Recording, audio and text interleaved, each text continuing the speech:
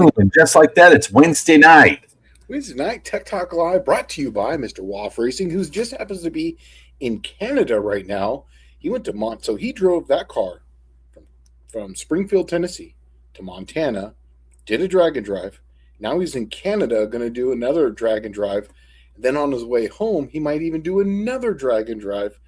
Then before he gets home, think about that. No truck. Dude, that should be like in the world of drag racing. That literally right there should be the Iron Man trophy for the real deal Iron Man, right? That's how many of them could you make in a row without trashing it, tearing it up, breaking something, or whatever puts you out, like completely. And all the problems he had were just stupid shit, like transmission line, a leak here, a leak there. It's just, dude, that guy is brutal, man. And that's the reason why I have him test stuff. And I'm telling you, man, he's the man when it comes to that. Well, speaking of Iron Man, I'll tell you something I find kind of interesting. Sure. It looks like the new IHRA has literally imploded and died. Since our last, Wednesday night Tech Talk, because we did take last week off, and that was kind of my fault because I didn't say anything about it before. But I was camping with my son and the Boy Scouts. It was like the Boy Scout outing for the summertime, and I told Shane, I'm like, hey man, I'm not going to be there for next Wednesday night. We're leaving on Wednesday. And he was like, yeah, I'll just not have a show. So yeah. Well, because, we didn't take a break that other week, what it was, maybe 2 weeks before that. I was like, you know what? Yeah. Let's just take a break this week. Let's call it good. Yeah. You want to greet these fine folks? Sure. We'll start from the top. Miss Catchy was here at 4:51, waiting eagerly. Colleen Tebow is telling you to check out your channel sponsor. Fab Race Mod Repeat is in the house. KS Skyhawk is here. Paul Pahui, good evening, ladies and gentlemen. Lumpy Wi-Fi B. Kerosene Cucumber is the greatest name in all of YouTube. Matthew Ward is here. Aunt D. Levi's Backyard Performance. Hello, everyone. Let's get after it. Bigfoot Mopars. Mark is here tonight. And we're back with Colleen Tebow. So it's a small crowd tonight compared to what we normally do. But I imagine it's because we took a little bit of time off and people are expecting nothing to happen on our channel. So, Colleen, is that better? I didn't have my settings set for wow. Is it better?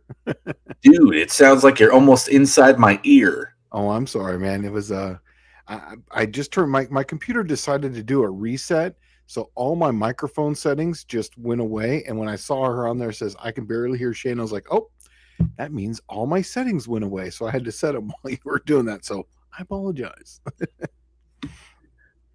Well, and so maybe we will talk about some of this stuff. Colleen saying I can barely hear Shane. Levi saying y'all deserve breaks just like the rest. Glad you got to spend time with your families. Shane, your volume is low. He's fixed it now. Fab Race Mod Repeat says implosion smells like opportunity. It is a good opportunity now would be a nice time to actually, if you had a sanctioning body and you were sitting on one and you were waiting for the right time, man, that would be a really good time if you had a pile of money. Yeah. So implosion smells like opportunity. I think the big thing is he's not so much so right below that Fab Race Mod Repeat, unfortunately for the highest bidder. That's what Dylan Levi is saying. Yeah, okay. It's probably from a different angle that Fab Race Mod Repeat is talking about this. Instead of who's going to buy the IHRA and run with it. Okay, first off, they've jumped the shark. When checks start coming back bad and people start reporting that, you have broken the trust and you can never get that back. It took me almost 3 years to get that back, and I paid all payouts in the first 3 years in cash. So people knew it wasn't going to bounce when it left. What do you think it was? Do you think it was expanding too fast? I mean, they bought too much too fast, or what do you think it was? What was it? Or was this something I don't know. I'm not going to go out on a limb. I do think that they were overly ambitious and they should have and I was guilty of the same. Well, I wasn't guilty of the same thing. I did the opposite, right? I laid it up real tight to the cup every time, and I played it where I had to run every season with no money. And I did that on purpose because if you can figure out how to financially manage it with no money and make ends meet, you sure as shit can do it with money, right?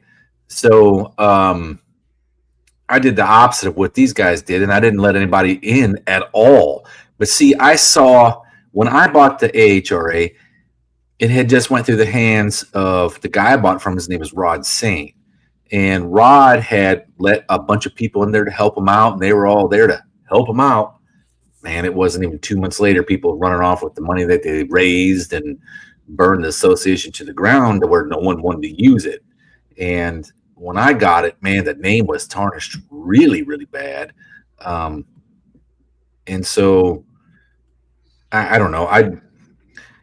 I think these guys kind of went on a limb. They overextended themselves. Yeah. They over-delivered, or they over-promised and under-delivered, which is what kills any business. It doesn't matter what you're selling. Rubber bands, here's your pack of 500. Oh, there's only 300 in the 500 pack. You're done.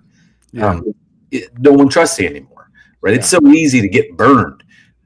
But Now, what I heard something that maybe this was, I'm not going to tell you who told me this, a hypothesis, but I'm going to go on a limb and just throw this out there because it was very interesting to me because I never even thought of it.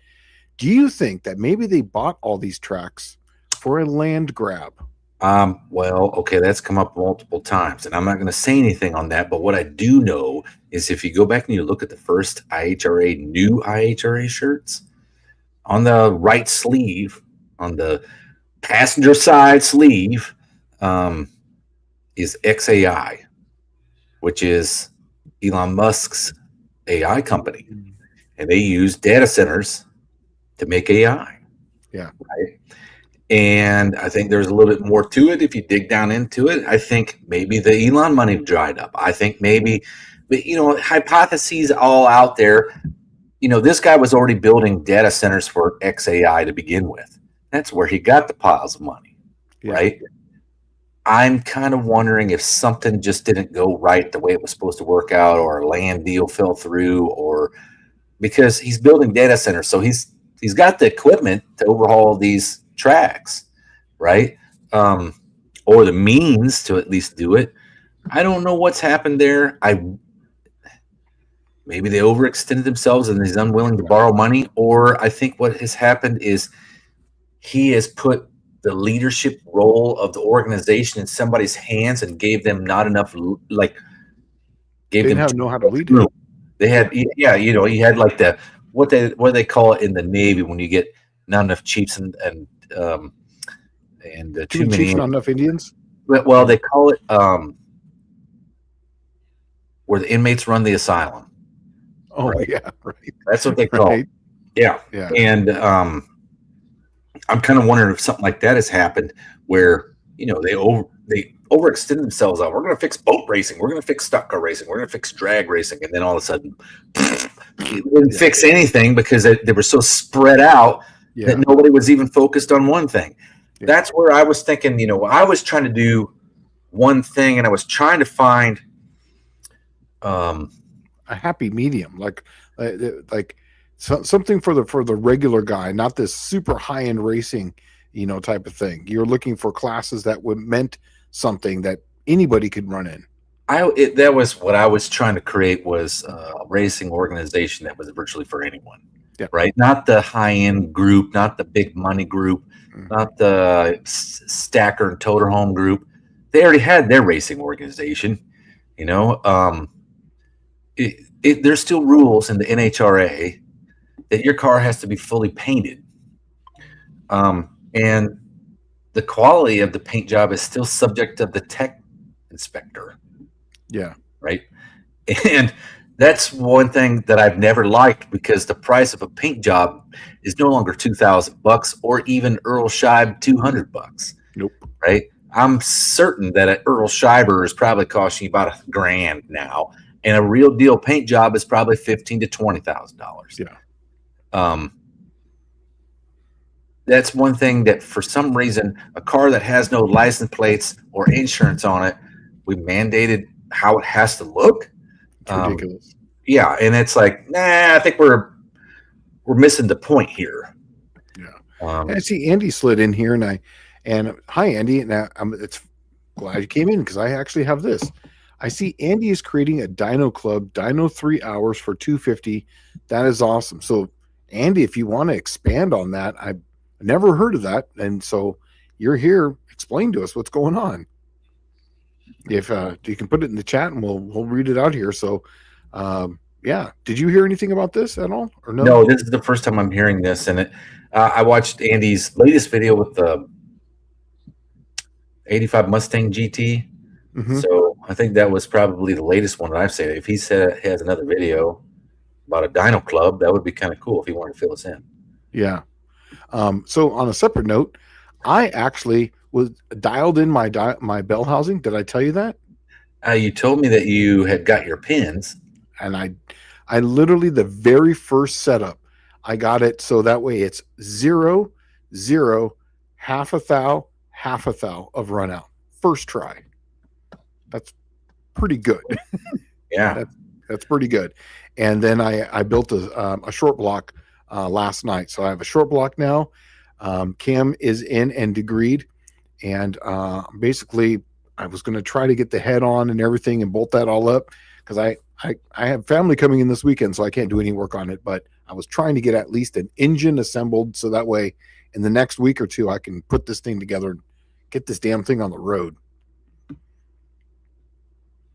Bigfoot's saying that he got his car painted for $5,000.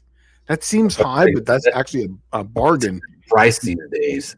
Yeah, right. Do you know that the girls themselves you're probably talking $2,000?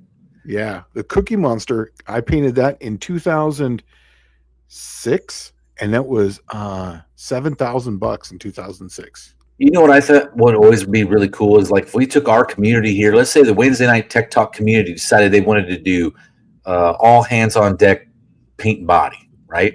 Mm-hmm. I thought what would be cool is if you go out and buy all the materials for like $2,000, you get all of your friends here to come prime, block sand, knock it down, straighten it out, and freaking throw some paint on it. And you literally just got $2,000 in the paint job and all of your friends. Many hands make light work, right? Yep. So you do a ton of work. And I thought that would be kind of cool because everybody in the community could do the same thing. And just like by the time you get done with it, everyone's going to be familiar with how to do body work. They're going to know how to lay paint. They're going to know what materials to buy. And then they should all have pretty nice looking cars at the end of the thing, right? But if you're talking million miles away, yeah, who was painting NHRA hot rods for $50? Yeah, right. He goes, "I'll paint your NHRA hot rod $50. A Bacon King from Burger King." That's awesome. And so Andy's saying pretty much if you have a cool engine that you want to run, 250 gets you 3 hours. After the fiasco of the race engine challenge race, intake runner debate, Greg figured, let's set a date and just show up. That's actually really cool. I think that would be fun. That right there, Dallas, is what we do for one of your engines right there. Yeah. You want to run it? I already have all the stuff. What I technically need to do is probably buy 9 hours and then go over there and hammer out the What If 300 would be probably the ideal one. You don't need 3 hours. If you and I showed up there and we literally have the carburetors set up, ready to go, so we have multiple, you don't have to unscrew anything. You just literally bolt the carburetors on. And we have timing lights, everything ready. We could knock that out in 3 hours because if you can do it quick, that means you don't have to warm it back up. You don't have to bring the oil and the water temperature back up to 180 degrees or whatever you set it at. If you can knock that shit out quick, man, you could get multiple runs, probably 5 or 6 runs an hour. Oh yeah, yeah. I have every intention of making it easy as possible. If we're just talking carburetors, that's probably the way to go. But I think just getting it on the dyno and see what it would do first is probably worth it. I mean, so the What If 300, remember, it's got a stock cam in it. The only thing different between it is it's not a stock cam. It's a stock 350 Buick cam with a 300 grind on it. Yeah, because that was pretty badass. It was pretty good. But what I need is a regular stock 300 with a 4-barrel. Throw it on the dyno. We dyno that and find out what it does with the different carburetors. And then we throw the What If 300 on it and then hammer that out. Same thing, and find out what the power differences and horsepower numbers are between the two, because they both have the exact same compression ratio. They have the same head gaskets. They have the exact same cam profile, and the only difference is the heads and the intake. That's it. So that's where it would probably be worth it. Andy brings up, I was actually going to ask this. It says he has 3 dyno carts. So that way, while one's running, you can put the other one on, get it level, get it where it needs to be, get the headers on. So that way you're just slamming it in. And that's where it'd be perfect for my What If 300. I take the mule over there, set the standard, the number, this is what this is, and then plop the What If on there, have at it. And then once we get a number worked out with the What If, then you spend a whole another couple of 3 hours there. We put headers on it. We change the rocker ratio on it. We see what this thing really will do, with what you got. And if you and I were just wailing on it, no one talking to us, no one doing nothing. We just literally, I'll do headers on one side, you do the rockers, and then while you're doing the headers on this side, I'll do the rockers on this side. We just, back and forth. We could knock that switch out really quick. I think so. Yeah. I think so. The hard part was getting it tuned in to begin with. And I think if you have 3 carburetors that are relatively pretty close to begin with, you might have a couple of jet changes or, whatever. But that's about it. Yeah. And I'll bring a whole slew of carburetors, probably bring like 10 carburetors. Well, I think it would be cool to do like the VRS, a Holley. I still want to do a Quadrajet. The thing that I really felt bad about was when we did that Easy 302 and I had the Quadrajet on there. There was only 9 horsepower difference between that Holley and the Q-Jet, right? Yeah. And I think I could have closed that gap on there. I got two. I can bring a VRSs. I got the 650. I got the 750 VRS. Plus, I have that 750 Holley, and then I have some E85 carburetors too. We can bring. Yeah, no, that would be cool. Yeah, because that thing's like, I want to say it's 9.2 or 9.3 to 1 compression. The stock 300 is. So then, you can probably get away with running E85 and regular pump gas on the thing. Yeah. Right? I haven't had a chat in a little bit, so I'm not sure if it's locked up, but that's the one I'm showing is the very last chat I can see. Yeah. That's the only one that I see. So maybe we fell off, but it's still counting up here at the top. Yeah, so I don't still counting. So, yeah, it shows that we're doing good. So, but my goal is if we do this, what if I brought a slant 6? Well, dude, that's what I'm saying. We need to probably be smart about this because I need to do my super stock motor, right? Mm-hmm. I had to make headers and motor mounts for it to fit Andy's dyno carts. And then I never went back over this past winter. I've been busy thrashing on that super stock car trying to get it done. And then I finally just called Uncle on it like, hey, I've had too many setbacks. Yeah. And now it might be time just to take the engine over there and dyno it. And what about if I brought a slant 6 like that 170? I have that adapter plate that goes to a small block Mopar bell housing, so it will adapt. So I can basically, it's not the small slant 6 bell housing, it'd be a small block Mopar, so that way it would fit. It would work. Huh. That'd be cool to see what the 170 does on the dyno. It would. That's where it might be worth it to like just do. Instead of having the dyno shootout, Andy, is we just have the all hands on deck dyno, whatever the heck you can bring over here and fit on the stand. Yeah. Because you already got a huge community of people that would literally show up to do it, right? And how good of a video would that be? Where it's not just a shootout with all this, but literally everybody brings their own, obscure engines. Dallas brings his super stock. I bring a slant 6. Somebody else brings that. Somebody else brings this. And then that way they can see what do you have invested in this thing?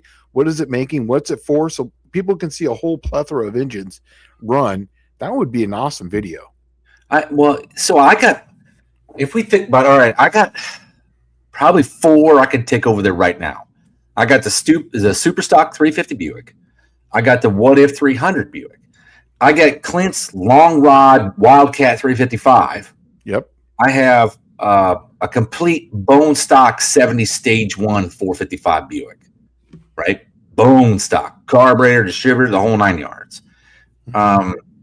It would be kind of cool to find out what kind of numbers And I think that would be the best way to do it. But it would have to be something that I thought out, because if I got 4 engines, dude, I'm going to have to make 2 trips or 3 trips, right? Well, but what's the most important one to me would be the super stock engine, right? Would that be? Stock, I'd really like to find out how to dial that one in and get the carburetor on. And that way, when it goes into the car, you're not at the track beating it up trying to figure it out. You literally can make 4 or 5 runs, and we'll figure that thing out quick, because it's gonna be a really easy tuning window. It's idle, wide open. It's gonna be. It doesn't matter about anything in between. Yeah. Yeah. Don't give a shit. Everything else will be harder. Drivability. That's the hardest stuff. Is that you do the wide open, then you start the drivability stuff, and that's what takes forever. Yeah, and here's Tim Smith is bringing up a point. We're about 5 weeks out of dyno days at SSR Performance before No Name Nationals.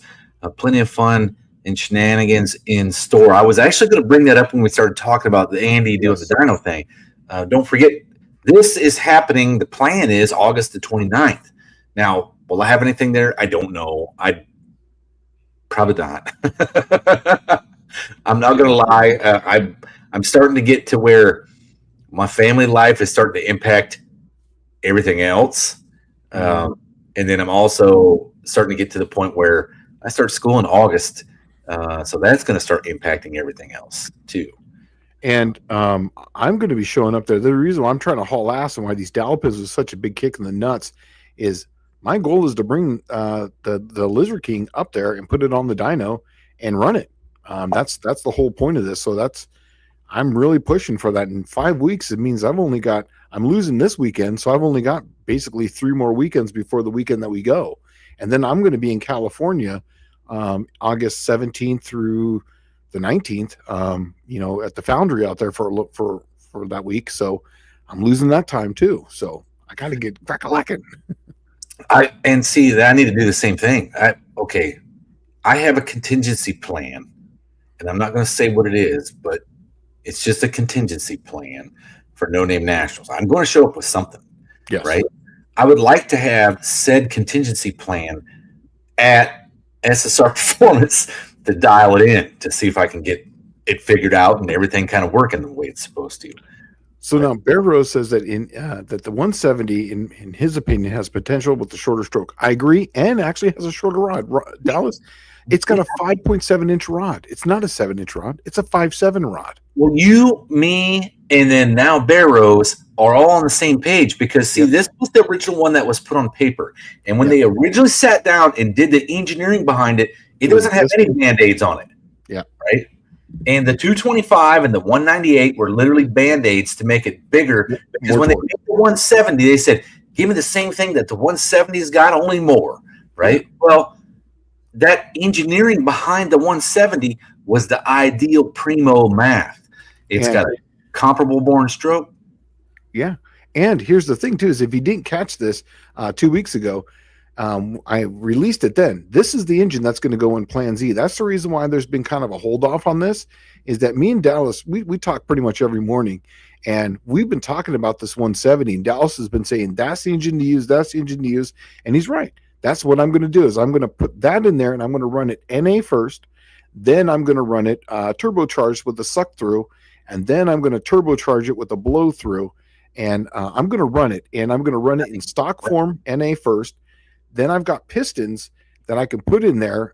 So they're like they're forged pistons. I'm going to put some forged pistons in it, and then now that I know it's got a 5.7-inch rod, I can have a rod custom made, because I can kind of do that, and I'll have a badass piston rod combination. I'll put studs in it, and I'll spin that thing to the moon. I think you should do 4 levels of it. Okay. What's the fourth one? I think you should do it NA. I think you should spray the crap out of it. I can do that. The inline engine, absolutely. The engineering behind it is perfect for nitrous oxide. Yeah. If you can get each individual cylinder relatively close, it's going to be freaking ideal, especially on a 6-cylinder, because it's got mathematically the perfect number of cylinder firing in 360 degrees, right? Yeah, every 120 degrees. And if I could get the only way I'll do the nitrous is if I will do it with, I'm not going to do a plate system on it for reasons, because it would have to be a fogger setup. It would be a fogger, and then 2 is that I would have to do it with one of those long runner setups to where the carburetor is way on the other side, and it runs over, because those are the best distributions out there. Dude, So I would do that. Honestly, if you're going to do the nitrous setup, I think we need to be smart about this whole thing. Mhm. Okay. I think you need to get 3 Weber side draft knockoffs off of Amazon. We make an intake manifold that's steel individual runner. Just make that a steel. I don't want to do that, because I can get an intake for like $300. That's a long runner, and I can and I know really? they work, and I can just put a carburetor on it, a 4-barrel, and be done with it. And a 650 will be perfect on that thing for that RPM, Man, especially with the nitrous. And I want an individual runner intake and put a fogger system on it. I think it's going to be awesome. yeah, and if I got that long runner and I got decent fuel distribution, first thing I'll do is I will try a plate up to 100 horsepower. I'll give a plate a shot up to 100 horse and just see what I get on the plugs. Tim Smith says, I'll be working on some leftover parts for trophies too. You know, hey, you know what? He was talking about earlier, Paula Pahui up here said, you could have a contest guessing the horsepower and torque figures and give a prize to whomever's the closest. Mm-hmm. I tell you what, I got about a bajillion leftover AHRA trophies, right? We need to come up with a list of what would be good trophies for a dyno shootout, right? Like most horsepower, most torque, those are kind of obvious, right? It should be most average horsepower, most average torque number is what you would want to see. But then there's the trophies for the guys that, sorry, your guts fell out. Right. You know, yeah, what a bummer. You know, didn't make it. So close. You know, like the fishing rod with the dollar bill on it, like, you almost got it. Should have been quicker. Right. Yeah. I think that's what we should do, is come up with some of those. Yeah, no, I agree. So Anti1 is saying, question, how are those Renflex gaskets with not great exhaust mating surfaces? Here's the thing. Primo. Perfect. They work great because they have almost a 1/4 inch of material that they compress to. And on a Slant 6, if you've ever had one or owned one, they are notorious for blowing out the gasket between that. And I did that all the time, and I was pretty good at replacing them until I got a Renflex intake gasket. I've never had to touch it. This is the one that's going on my car right now. That had an intake combination I put on there in 21, and I have literally beat the crap out of it. The car's had 55,000 miles on it since then. I did 15,000 miles of really hard racing and driving when I had the other big cam in it, and they work great. In fact, that's the reason why that, there was someone who says, oh, I don't put any gaskets on my exhaust. Well, obviously they don't understand anything about physics, because an exhaust manifold gasket to a flat surface is fine. But on those gaskets that go on the, where they come on the Dolce duals, are at an angle. There's nothing I can do about that. So these two are independent, so they're going to slide back and forth. So what happens is that because there's an angle, they slide back and forth this way, and that's actually what grinds that intake down. Now, what's great about the Renflex is that it's thick enough to where when you put it in there, it will allow it to move, and it's got a hard metal insert in the center. It's a solid piece of steel, so it allows it to move back and forth without tearing. And that's the reason why I go through them so much, is because they're at like a 10-degree angle. If they were like this, totally good, but they're like this. So as they heat up and expand, they move apart and come back together. And that's why when I built my exhaust pipe that comes off to one, you'll see that there's a big hoop over there, because I was trying to give it some play to move back and forth. So I gave it a little loop-de-loo so it could do that.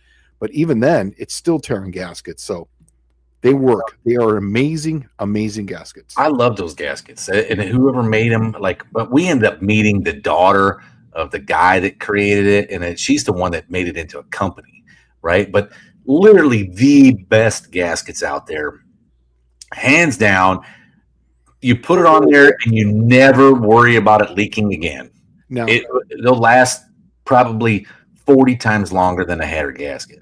Now they have a place. I don't recommend them for like an LS or Gen 3 Hemi, because those are precision made engines that don't need that. But if your engine is 70 or 80 years old like ours, And they were made like basically by eyeball, where they have different surfaces. And especially if you've taken an exhaust from this one, an intake from this one, put it on this head, and running all this different, if you want to call it the first generation of American engines, yes, the ones that never had the exhaust manifolds, like they were milled flat and then bolted to the engine with no gaskets, that's the ones you use Remflex on. exactly. That's correct. Exactly. And they work great for that. So, yep. They take out all the inconsistencies, and it's fantastic gasket. So this is exactly right. So basically, it's a remake of the Hyperpack Australian Long Ram. There's a guy here locally who's got one for sale, or one that I could use that he never used. Now they have a super long one, and they have this medium one. It's the medium one because I don't want the one that sits literally on the fender. This is the one that's kind of in the middle. And it's funny because the one that I want is actually the better. It gives the best mid-range torque. And I'm not going to RPM this thing past, 7,500. And so the other one is designed for 75 and up. It's more for road racing, where this one here is more in that mid-range. And that's the one I want. Dude, I think we should it would be so cool to make an intake manifold and do the math. And then what you do is you take 3 cylinders with a really long runner and then 3 cylinders with a really short runner, right?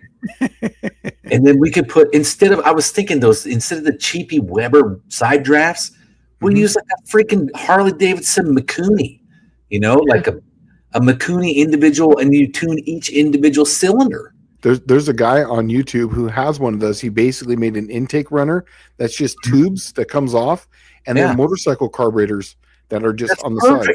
Yeah, so he did them in banks of 3. So I forget what engine had it, but it was like it's one of these 3-cylinder engines, and he has 3-cylinder and 3-cylinder, and then he combined the throttle cable together, and it's got little air cleaners on it. It's some guy in maybe Brazil or something, but it's pretty cool. Racer Ray here at 723 says, Dallas, I heard that GM used the switch pitch in the Turbo 425, 66, and 7 in the Tornado. So Oldsmobile, Pontiac, Buick, and Cadillac all used the switch pitch. It was an option on Pontiac, Oldsmobile, and Buick, and it was standard on a Cadillac. And it didn't matter if it was the 425 transverse mounted front wheel drive dealies, or if it was your regular Turbo 400, longitudinal drive shaft. But the switch pitch, it works good when it does work.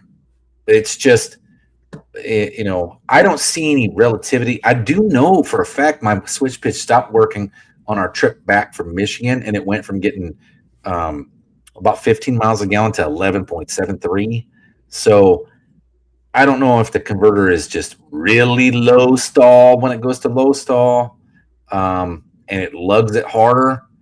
I'm assuming that's probably what it is the torque converter that it would actually need with a standard Turbo 400 would probably be in the middle between the 2 splits. And so on the open road, it really didn't affect it much. But, man, in town, holy cow, the thing would hardly get out of its own way. And it was just consuming fuel like mad. So Bear Rose is saying that a Paxton blow through, take advantage of the long short runner and spin it up. Here's the only problem with that is that the Slant 6 has only got 4 main bearings on it. So anything, and then the front snout is rather small. So any force on that tends to have a bendum. That's really been the only problem with like all those superchargers. I forget the name of the company that made a supercharger that went on the side of it. Is that? Oh, that's the thrust or torque storm. Torque storm, yeah. That's the only thing is putting all that load that far away, because it's so far away from that main bearing would tend to want to bend it, and it gives premature wear on that. Also, too, because how far where that timing chain's at, obviously just like most cars, but because there's only so many main bearings, it will tend to stretch that, and it'll have a problem on there with that because of that.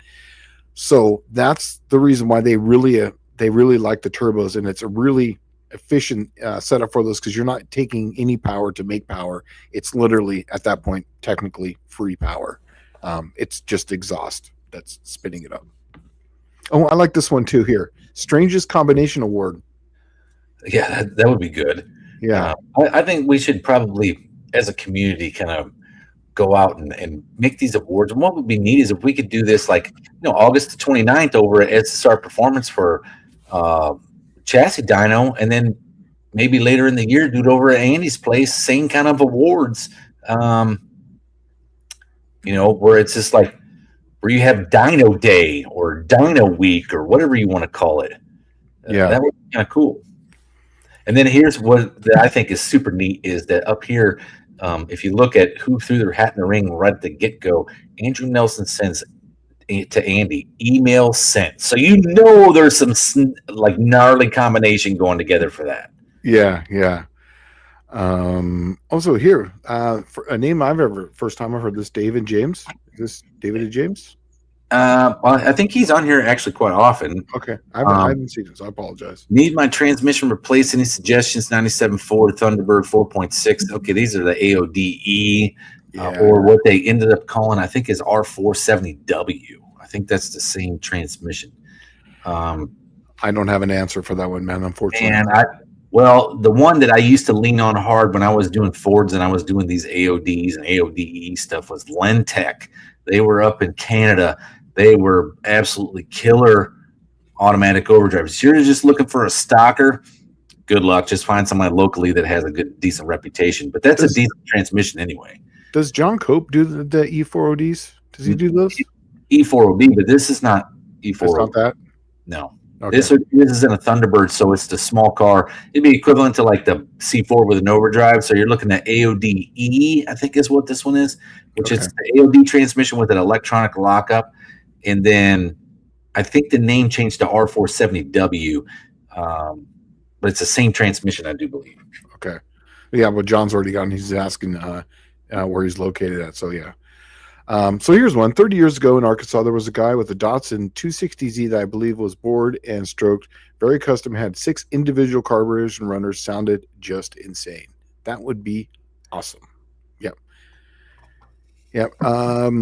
We did a similar with a 4 Makunis on a 2.3 Ford. It was a mid-engine Sanrail.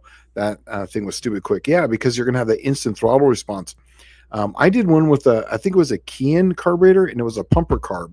And I think they were 33 millimeters, and we put them on a 2.3 Pinto, and they worked really good.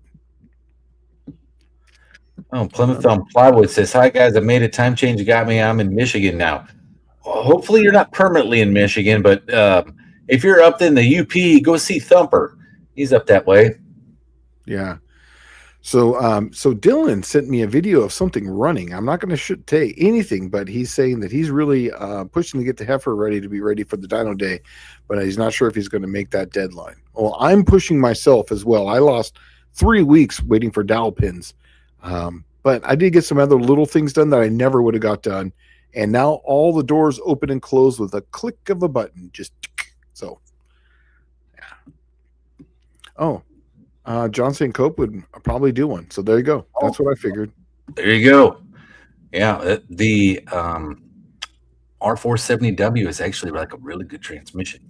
That was the race piece to go to when Lentech started coming out with replacements for the AOD. They went to the AODE. It was really killer. So Andy's saying that I'm going to have to try Renflex on 170 in our Falcon. I was spent untold hours aligning slant 6 Model A and 304 manifolds, getting them plain to draw and sanding them. Yes, you don't have to do that. Literally, just get them close. That's all you got to do is just get them close. And follow instructions on the Remflex stuff, and it'll last for quite some time. The only problem with Remflex, as I'm going to tell you right now, is taking it off. That's the only problem, is because when you take them off, it splits. So, and then, like I said, there's a steel enforcement down the center. So literally, then after that, you have to scrape it off because it literally adheres itself to it, and it's part of the metal now. And I'll tell you one of the sucky things about Remflex. If you're a Buick guy, if you're like 455 guy or 400 guy, big block Buick, if you look at the way the exhaust manifold gaskets are, or even the header gaskets, they're all connected, right? They got like a little piece that connects them all together. When you put on the 455 on the driver's side, the dipstick goes down in there as well. And it's directly over the dipstick hole. So you have to put your gaskets in, torque everything down, and then cut the gasket in between. Oh. And it's very hard to get something down in there and cut that because you're talking the exhaust manifold to the head, right? And that is one thing that does or you can just do it the old school way and slot the end one and then put the bolts in, slide it down in there. But I prefer to not slot them if I have to, if I can. So, David, if you didn't see it, call this right here. It's Cope. Here's the phone number, 219-374-0100. Give him a call. He's a really cool dude. You'll like him. He's an awesome guy. Levi is saying that he just dropped off his TH400 at Cope Shop, a great guy, super sharp about transmissions. I met John Cope on the phone in 2016 or 2015, and I have a valve body number 1 in my car down there, and it works amazing. He's a great guy. He's very smart with those things. And here we go. Who's planning on coming to Dyno Day and trying to get a head can? I know I'm coming there. 100%. I'll probably be there even with or without something. Yeah, I'm going to be there with the green car, even if it kills me. But it's going to drive there under its own power, and me and Dallas are gonna we're stealing your apartment that's at the shop. That's gonna be our headquarters for the night. So, Plymouth on plywood is. I have a triple Weber dual DCOE, which I'm assuming is probably like it says DCOE 45. So I don't. Dude, that sounds awesome. I've never even heard of that before. So, wow, that's awesome. Oh, so there, David says it looks like he's calling him. Yes, you'll like him. He's awesome. Yeah, Cope is in our community, and he specializes in Chrysler transmissions, but he is an R&R guy for any transmission, really. Yeah, and also too, didn't he come up with like the very first trans brake E4OD or reverse manual valve body or something? First non-electronically controlled reverse manual valve body. Yeah, something like that. Because I think isn't it Andy who's got it? Andy does have one. Yeah. Let's see. Mostly old parts. Ron Ward says, has anyone ever tried 3M 08115? When you guys throw part numbers at me, I'm not sitting here looking them up. So I don't know what that is off the top of my head. I'm assuming it's some kind of magical mystery goo that comes out of a tube. It's a head gasket. Let it set for 24 hours, and the stuff is as tough as anything I've seen.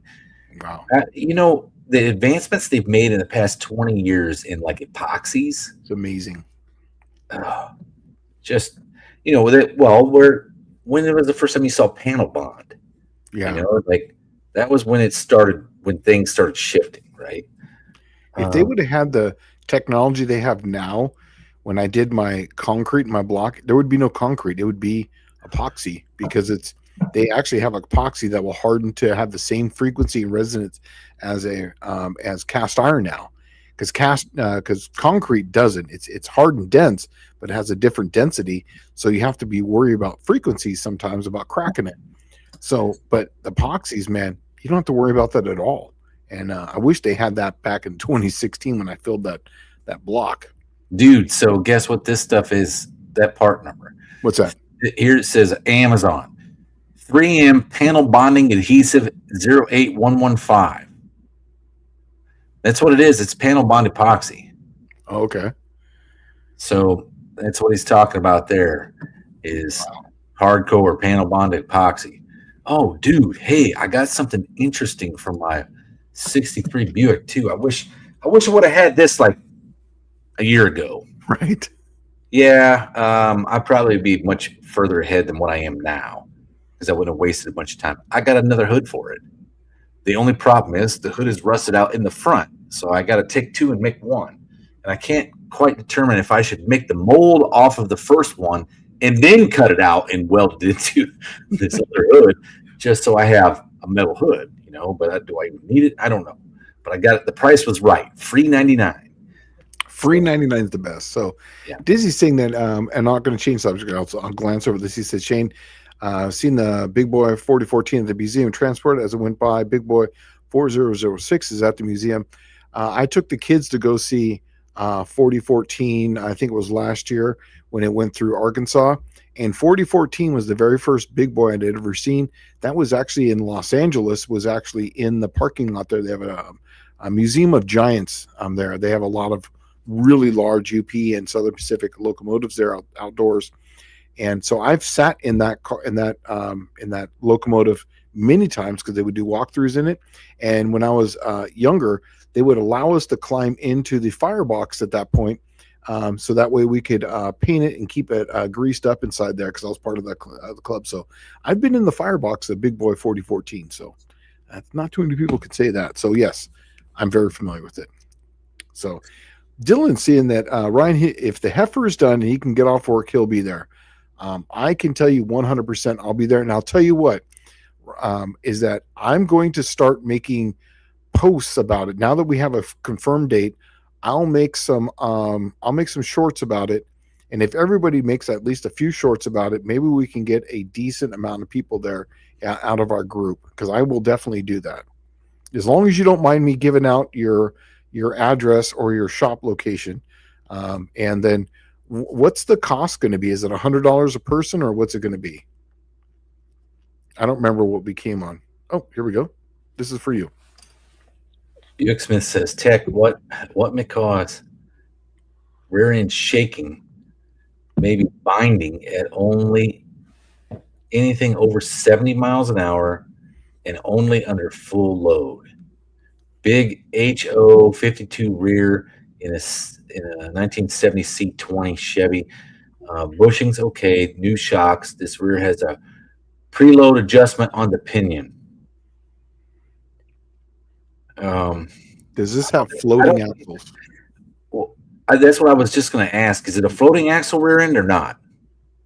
You know, and then does it have drum brakes, or is it disc setup that you put on there?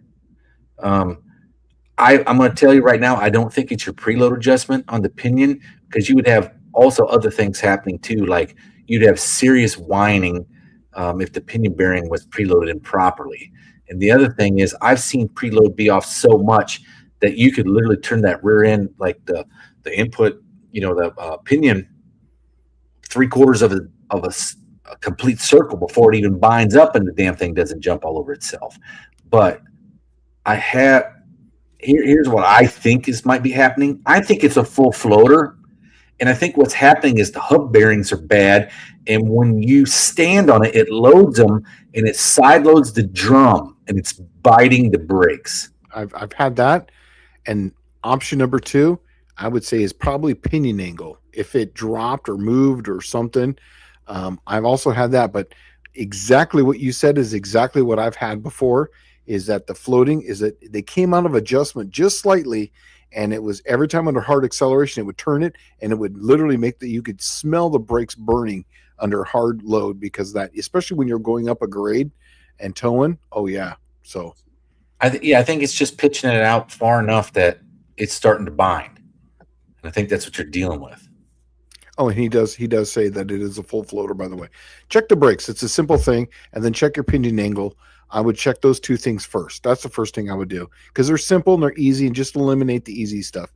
But yeah, usually it's not going to be some big mystery. It's going to be really something simple for most things. Oh, Tim Smith says, of course he'll be at the Dyno Day. So there you go. And that's cool. Yeah. So here's the address, and then he is good with $100 a person. So basically $100, everybody throws it in, and we're going to have some food there and everything, and make it fun for everyone. It's going to be a whole day. And then if there's an event, I think there's an event that Sunday, right? And we're going to go over to the track the next day, or I don't remember anything like that. There might be something that was offered. I looked that up. I don't know. Yeah. Man, I do kind of vaguely remember something like that, but yeah, I know we were trying to nail down the dates. Yeah, but there was something that we'll obviously we have a date, so we'll figure out something, and because we're going to see if we can all kind of get together for like a little Triple Crown shakedown or something like that, or I really want to be at that. But gosh, my Buick is so far, and I need Elon Musk money to finish it up before. And Elon Musk time, right? You need some time. Yeah, I need some money and time. Yeah, it's not just the money; it's going to be the time too. At this point, well, what's been hammering me is like the onesie twosie things, right? Like, and it's hard to explain because it all kind of just stacks on each other. But like, okay, the beginning of the year, I helped out this old man that changed the steering box on his '92 Buick Roadmaster. He thinks old Buick is the same old Buick that I work on. So he cuts my hair and he's like, "Hey man, I need some help with this Buick. Is pouring power steering fluid out." So what do? I go out there and look at it. It's blown out the seal around the pitman arm, or around the primary pitman arm shaft. And I'm like, "Hey, I can replace that for you. You know, you just buy the parts, this and that." Yesterday was the third time I've had to take this box off and put a new one on. Right? This is the third one, and I'm literally over it. Right? I'm trying to help somebody out and do a solid, but it's like as soon as you get the solid done, here comes Lady Fuckery, and she puts on her pointed, boots and then just kicks you right in the nuts. And that's literally what's been going on. So 3 times I've had to replace this steering box. Brutal. Luckily, all under warranty. Like you buy a lifetime box from the parts store. But I think the problem is it's a complete rebuilt box. It'd be like buying a transmission or buying a rear end or buying a motor from O'Reilly's, knowing that it's assembled in China with the lowest grade quality stuff with the people that had never even seen the cars this stuff goes on. And it was rebuilt, and it means it broke for a reason, and they're just rebuilding, replacing what they see as worn out, but they don't know why it failed. Yeah. And that's the very reason why it's failing again. Tomorrow I got to go put the new box on, or not tomorrow. It'll probably be Friday because I think the part's going to arrive sometime tomorrow. But it's coming from Redhead Steering Box because I talked the old guy into like, quit being such a tight ass. Either you're going to spend the money for me to do all these replacements, or you're going to buy a good quality part that's not going to break within 5 fucking minutes, right? Because the longest one that's lasted is 4 weeks. So here's the thing. He's saying it is drum brakes, and it does have new U-joints on it. So I would saying that, and he even says right here, when you let off, it takes about 1 to 2 full seconds for it to smooth back out. I'm telling you, I've had this. It was a little different than what you're saying, but it was the drum brakes, and it was 100% because the bearings were slightly worn out and the brakes were adjusted just a little too tight. So when it was under load, it would shift and it would cause that drum to hit. Yep. Yeah. All right. Tech question for you. What do we got? Well, I want to, before we do this one, Ron Ward was asking about, would you use that stuff as a head gasket? Now, the panel bond. And it's still kind of in the chat here, flying around, but I would not use it specifically as a head gasket. But what I would do is I would probably take a chance on running an old head gasket with this stuff slathered on it, kind of like copper coat. Oh yeah, give it a go. I would try that. I think it would hold. A copper gasket, absolutely. I would try that on that, or like an old, like not a Felpro one that's already old steel shim, but exactly a steel shim one. Yeah. I've got a steel shim. I got a 20,000 steel shim gasket off of a stock Slant 6, and it's still in good shape. I just been scared to use it, but I would put it on that and put it back on a car. I see. Here's the thing. I think where you're going to get bit by the panel bond. Yeah. Panel bond is intended for body panels, and it has no heat rating whatsoever. And I think when you start throwing 200 degrees at it, it's going to fall right apart. Yeah, exactly. The only way I said that question, I got a 2020 or 2014 Caddy CTS front driver taillight. Front driver taillight malfunction, starts blinking. I'm going to remove the front on there. Yeah. Okay. Driver taillight malfunction, starts blinking normal, but then goes to fast blinking connection. Fast blinking connection is good, and it's LED assembly and brand new from GM. Okay. Generally, when it's fast blinking, it means that the current level is not correct on the circuit. Yeah. That means the relay's seeing something either more or less than what it should. Yeah. And he says the connection is good. I checked the ground. Exactly. Always check the grounds. Yeah. In the electronics world, in my electronics world, it's a little bit different than everybody else. We were on a ship, so the ship is its own floating ground. So it's kind of difficult to. It's not exactly the same. It's more similar to a car than it is like ground earth, right? Mm-hmm. Whenever there's something very weird and inconsistent that doesn't match up to anything that you've ever done, generally it's a ground problem. If Absolutely. it makes no sense, it's usually a ground issue. I agree with that. Absolutely. I've had so many random things. Nothing makes sense. And I'm like, well, if it doesn't make any sense, I've never seen this before. Check the grounds, start looping grounds, make new grounds. And then all of a sudden, everything just magically comes back to life. And you're like, well, it was grounds. So Buick's saying that he will check the brakes and bearings and pinion angle. Thanks, guys. That's what I love about this live. Well, yeah, no problem, man. It's crazy too, because if we don't personally have ever seen it, someone will say something in the chat. But yeah, that's why we do it. The good thing about the full floaters, I had a full floater in my Ford. It was a 10.25 Sterling rear end, right? And it had like, you remember that white Ford when I got it had like what 400,000 miles on it or something? Yeah, the diesel, right? No, it was a gas 351 Windsor. That one. Yes, yeah, I remember that one. Yeah. And it had a buttload of miles on it, like a bunch, right? And it had worn out the spider gears to nubs, and it would literally turn almost a complete revolution before it would actually bind the spider gears enough to turn the axle. And those things will take such a beating, those full floaters. Yeah. I mean, shit can be way out, inches out, and it's still going to function. It'll still get you home, but it has a lot of places for it to screw up. And SSR Performance saying, come on, Dylan, you can make it wrapped up by then and at least make it a dyno run. You got to remember, this is a month before No Name Nationals. So as long as it's a runner, and your tires ain't rubbing your quarter panels like mine are, you can probably make that. And I was like, I just need brakes. I need a drive shaft.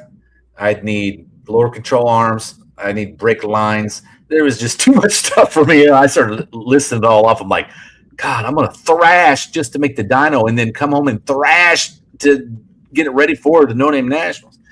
Or you can actually play it with a little bit of thought or just a little mental warfare.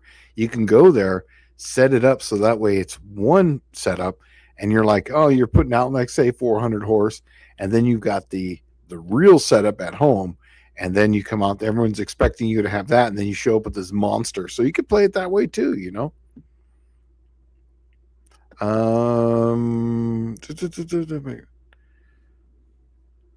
Okay. So Ray's saying something here interesting. Yeah. On the HO52, which is the heavy duty rear end that he's using in that Chevy truck, that adjustment screw rides on the back side of the ring gear opposite the pinion to control deflection. Okay. So that's different than preload on the pinion. That's different, yeah.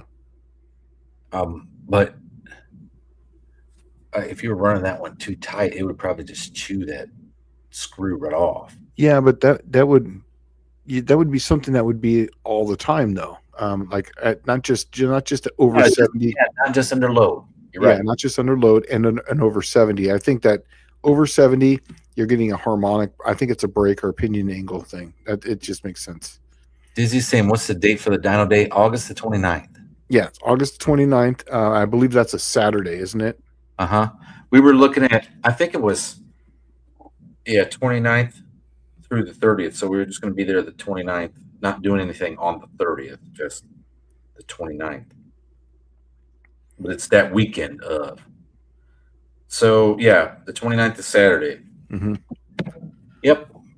So I'm going to, now for me, it's a quad to drive. So I might try to come up on a Friday night. What were you going to try to do? You're going to come up Saturday morning early or? To Paducah? Yeah.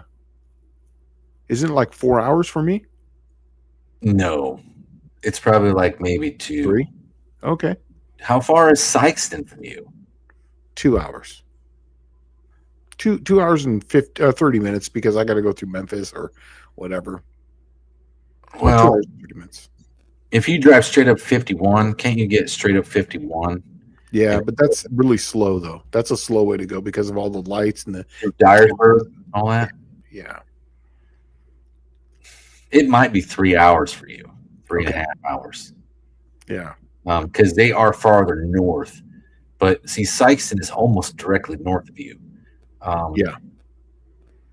See, it might even be easier for me to go like the 40 to another way, like Brownsville or something like that. Or I don't know. I'll have to look it up. Yeah, there's a couple different ways, The but yeah, easiest way for you is straight up 55 to 57.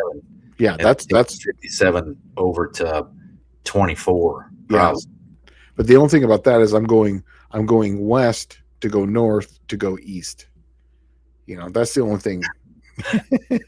Oh, well, I'm scrolling down a little bit further. I see SSR Performance says whatever that Saturday is, and then right below that, Dallas is going to fix a quadrojet bushing for me. Okay. Yeah. I do need to bring that kit. I keep forgetting. Well, it's a good thing I haven't left. Every week you bring it up, so I'll just remind me before I come over there to bring it along, and I can fix you right up. Dr. Ghost saying that he missed the live out to watch later. Hope everyone had a good Wednesday Tech Talk. So yeah, we still have another hour, so you're hang around. And SSR is saying right here, you don't need brakes for the dyno. You just need a drive shaft though. So yeah, I don't have a drive shaft, and I definitely don't have a clutch that's hooked up either. Now, I don't necessarily need the clutch for the dyno either. If I start it up and cram it into fourth gear, now it depends on what dyno he has. If he has a Mustang, does he have a Mustang 250 dyno? Is what he said. I forget what it was. Remember what he said. I had a Mustang 250 dyno, and you actually don't even use the brakes, the dyno brakes. Also, too, the Mustang would actually have an electric motor attached to it, so you could bump start cars. So you could bump start it on the dyno, and then and let her eat. It's fired up that way. So I used to run what were those sprint cars? You know, the ones that had to get push started. You know. Oh yeah, sprint car. Yeah, sprint cars. So we used to put those, strap them down to my chassis dyno. They'd run up there at Verona, and we would bump start them on the dyno. You could actually start them up and then run them, do your full throttle run, and then you basically just put them into neutral, click them into neutral, and then the brakes hit it. So yeah, you can do all that. Yeah, SSR saying I'm 3 hours from Memphis, 2 hours from Dyersburg. So that's probably right. See, there is no direct route from there to Paducah. You have to backtrack no matter which way you go, and that's just because of that's where all the rivers come together, right? So there's only certain paths you can go. And I do know that the one that everybody always hates is that super sketch bridge that takes you across Cairo, Illinois and stuff. Well, that's shut down right now. They're repairing that bridge. So that whole route is shut down. And then it takes you up through Wickliffe and then back up to Paducah through the back way, which is, I think, 61. That is such a scenic drive. I used to love taking that route from Paducah to Sikeston. Just to go to an event at Sikeston. I took it up the same way home too. I love that route. So SSR saying don't go Brownsville, get off at Dyersburg. Okay, perfect. Because I was actually going to go. Google Maps shows you about 7 different ways, and you look at how many go through different towns. The ones through Brownsville look the most direct, but I'm telling you, the fastest one it shows is the 55, and I'm just like, it's weird that I got to go west to go north to go east to where I'm going to go. That's just weird. That area because there's so many rivers coming together. There's only so many crossings. Yeah, and then exactly. SSR saying that, or Ryan saying that they just reopened the bridge one lane, but still sketch. Oh, he says it's the DynoJet 224. Okay, perfect. Okay, that's a big wheel. So that's a really good inertia one. So you're going to get decent inertia times on those. So yeah, they work for that. I would have to put in, because mine didn't have any inertia on it because it had 2 rollers. So we would have to put in coefficient of drag and then cross-sectional area. So there was basically a mu that you had to put in there for the type of car it was to get once you got over 60 miles an hour, it had to factor that stuff in. He's saying that Dyersburg, Union City, Fullerton. Oh, yeah. You know, as soon as they finish the 269, I'm telling you, man, they're starting to build that through Union City. I mean, that will be the fastest way because that will be an actual freeway. And they're 269 is right outside my door here. Danny Boy says he ain't going to Memphis without a pistol in every pocket, which I can fully understand. But what is it? I don't remember I think it's The Unforgiven where the guy has one hand and 5 pistols and he's like, I don't want to get shot for the lack of shooting back. And right. Yeah. And that is Memphis and it is still a butthole. You will get murdered. Yeah. And I have to drive into Memphis constantly to go to the Democrat place. But yeah, I don't take any old cars in there that have a potential of anything going wrong on them. And I drive either the truck. The truck's my favorite one because then I could just crash into them if they, try to do anything stupid, and I'll win. Well, so Dizzy's saying the Chester, Illinois bridge on the Illinois side is the Popeye Park with a brass statue. Pretty cool. That whole area right there is pretty trippy.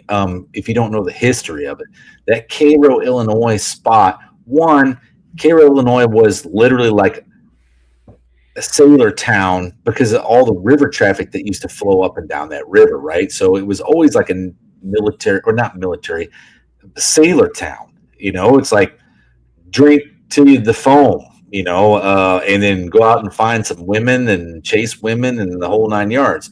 But what's very unique about that spot in Cairo, Illinois, is where, if you remember seeing those Sears houses, or have ever seen the stories about the Sears houses, where you would order a house out of the back of a catalog. That's where they were all built and stored, was right there, that little piece of land where you cross the bridge into Cairo, Illinois, and it has like a museum. That's where they used to store them at, because they'd put them on barges and ship them around. The Paducah, Danny Boyd saying Paducah sounds like a camshaft. It sounds like a hard-hitting camshaft, but Paducah itself is also like, because of all the rivers going through there, I think the Harley-Davidson place is actually called like Great River Harley-Davidson or something like that. But it looks like a paddle wheel steamer. But Paducah is also a sailor town, right? So I just looked up because I had it saved. So here's what it's saying is that the fastest way is if I go through Brownsville, it's 3 hours and 12 minutes. If I go up through Humboldt, so I take the 40 up to Humboldt, or I'm sorry, Oakfield, then go through like West and all that up to 485. 485. That takes me I'm pretty lucky where I'm at, because it's 24. It takes me straight to it. It's straight shot right to Paducah. 45 East. Actually, it's 45 East, and then I get onto Fullerton. Wow, that's amazing, because I'm 3 hours exactly to Paducah. So that means you, which is straight south of the place, is the same time. Because there's no direct route. That's why. Yeah. So here's what I came up with right here. So that's what I have right now, and the one on the left is, if I take 55 through that, it's 3 hours and 42 minutes. But that's only because right now it's traffic hour. But they're all right around 3 hours and 15. It doesn't matter which way I go. They're 3 hours and 15 minutes either way. So, yeah. But regardless, that would be good. Since I got the stick shift, who cares, man? And I drive whatever. I won't mind taking the road less traveled. So, Dylan Levi says he drove to Memphis without a sidearm. Just saying, you don't have to have one, but if you broke down, you're going to wish you did. Yes, absolutely. But I carry at least two, just in case. Danny Boyd saying Sears delivered your house via rail service, and I don't know. I know they shipped them out of there via barges. The first time I saw a Sears home is when I was on the Dragon Drive in 22. We were going through like Illinois area, and there was like all these homes, and they were talking about how those were all the Sears homes, and they were like different models, and they were all. It was actually Sears and Roebuck used to be out of Chicago. Oh, okay. Well, that's where they were from. So Illinois was very heavy with Sears stuff. That's where like all that stuff started at. Right. Yeah, it starts before that was Montgomery Ward. Oh, right. Yeah. And the Montgomery Ward got bought out by Sears because Montgomery Ward didn't step up their game and go to catalog, and Sears bought them out. And yeah, they actually was one of the it wasn't a checkpoint, but it was a checkpoint that we went in, and there was actually a little sign talking about how many of these mail order homes, the Sears homes, were in that area. So, but this is funny. Dallas, sounds like you got some experience with ladies of the evening. Dude, I was in the Navy, man. We had names for that stuff. They're called hooks. Or right? Buffarillos, right? Remember, do you ever heard of the Buffarillos? Oh, No, my, we had names for them called hooks, but in Japan it was what did they call that? Uh, I can't remember. They had another name for them in Japan. It was the rule was if she can eat an apple through a chain link fence, you don't go home with that one, right? And I'm sure there's all kinds of crazy ones. You don't want to get me started about all the Navy stuff because I mean, there's a reason why it's very grungy, and you know they had tattoos and songs about this shit. But yeah, Buffarillo I've never heard, but BMWs I have. yeah, but Buffarillo was for my Ron was my wife's dad was in the Navy, and he used to go to it was Louisiana, and our right down there there's like a Navy port or something down here, and he said that the women, we used to call them Buffarillos because they were very large women that would come to that. That was Pascagoula, Mississippi. That's it. Pascagoula. That's right. Was, and that Buffarillo became the BMW. Okay, got it. The big Mississippi woman. Okay, so yeah, they call them Buffalo. So I'm sorry, it was Mississippi, but yes, that's exactly what he said. He goes, "Yeah, we go in there in the port, and we're gonna go into Buffarillo." Well, they used to have a bar there. What was that thing called? I can't remember. Thunders. You can go get thunderclapped, and yeah, there's a lot of names for it, but. Star Performance says Cairo was a boomtown at one time. Sad what has happened to it. It just got bypassed because, once Sears died, there was nothing going up and down that river that just wasn't, grains. So, anyway, Bear Road Garage says I'm almost halfway between Denver and Portland, same hours east as it is west. When the wife has to fly out to Portland, they route her through Denver. Makes no sense. SSR Performance says, Shane, if you like back roads, go through Humboldt. I've heard stories of Humboldt that it's not much different than Memphis. I've heard that it's really a shady area.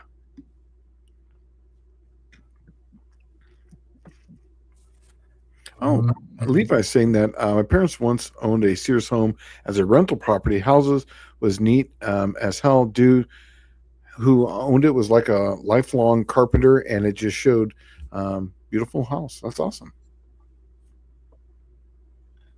Oh, Danny Boyd says Sears shipped you every single nail to put together too. Wow. Well, I remember they had instructions. I actually saw one of the instructions sheets. They're actually, you could just Google them.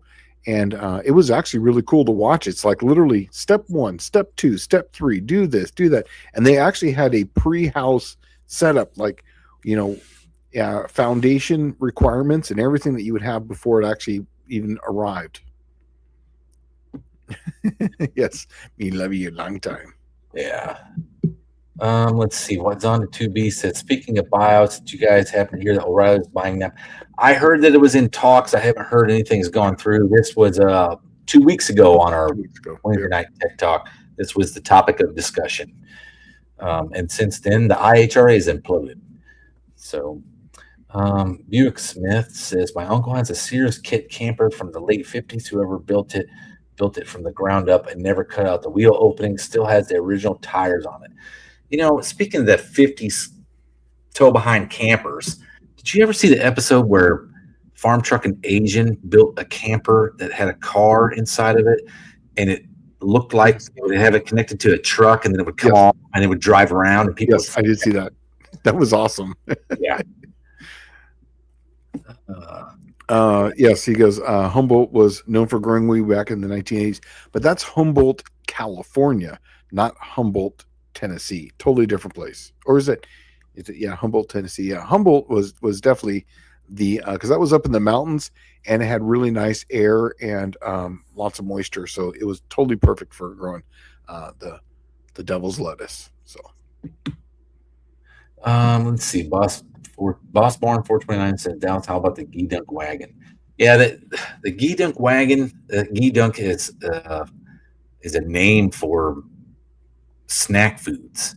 Okay, so we had a ghee dunk dispenser on the ship, which was your candy machine, right?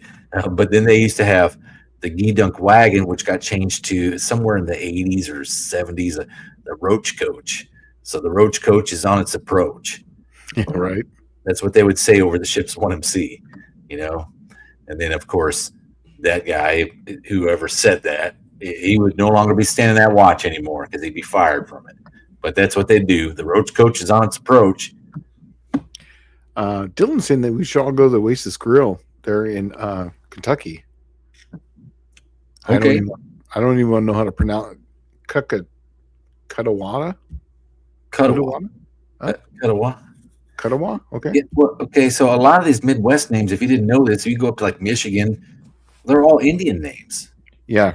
right? And so that's where you get into a lot of the Indian names start in Kentucky and work their way north. So Well, you know, Kentucky, Illinois, Indiana, Michigan, probably some in Ohio. And then I do know there's a lot of them in Pennsylvania as well.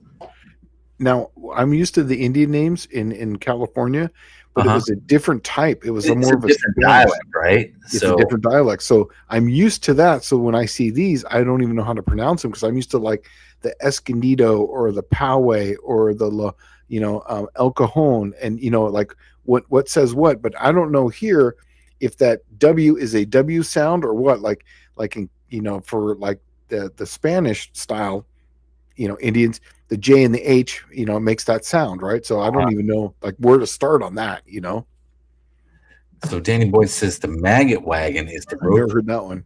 I haven't heard that one either, but it's like pretty good to have that one, but I'd have to come up with something cool like the maggot wagon's pulling in port side or, starboard side or, maggot wagon attaching to buoy SD1 or whatever you want to call it. The Roach Coach is, that's been around since I started working, and we would actually work at a shop where they would come around for break. Well, That's what I've known. after September 11th, they didn't have roach coaches anymore, right? All the security locked down, so you couldn't bring a large truck filled with food that you're going to sell to sailors on the pier, right? They stopped all that, right? So that's something that's probably long gone now, but I just do remember the roach coach is on its approach because when I was stationed in Japan, that was 1996 to 1999, and dude, they had the real deal going on. They would cook you a freaking burrito out there on the pier if you wanted, and it was like they'd be there at 8:30, and that was 30 minutes after colors, and all the hardcore steamers, which was the guys that used to go out and drink and party all night, they'd be lined up at that freaking roach coach, burning every paycheck, just buying food because they haven't eaten since 2 a.m. on Honshu 1. And that's just how it was. While we're not really doing anything on the tech talk here, someone was mentioning something here on a thing, and I'm just going to talk a little bit about it, about how important it is to degree your camshaft. And I'm going to make this really quick. I built my short block for my Slant 6 this weekend.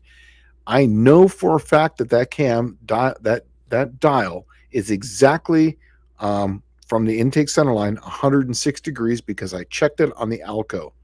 I also know for a fact that my keyway on my crankshaft is exactly where it's supposed to be on TDC. When I say exactly, it's less than half a degree off. So that's pretty damn close for a Slant 6. So now there's obviously an anomaly in the gears, but it's a roll master, so it's about as good as you're going to get. If I were just to put that thing dot to dot and let it ride, that cam would have been 112 ICL.